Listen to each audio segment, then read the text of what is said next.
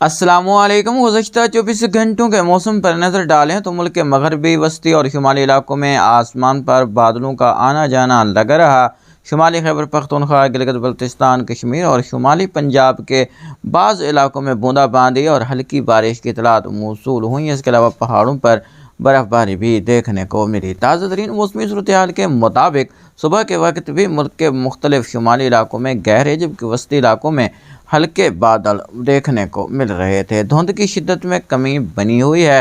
شمال مغرب کی ٹھنڈی اور خشک ہواؤں کے سبب ٹھنڈ میں مزید اضافہ ہوا ہے۔ اگر اگلے 24 گھنٹوں کے موسم پر بات کریں تو ملک کے اکثر وسطی اور جنوبی علاقوں میں موسم بدستور خشک اور سرد رہے گا۔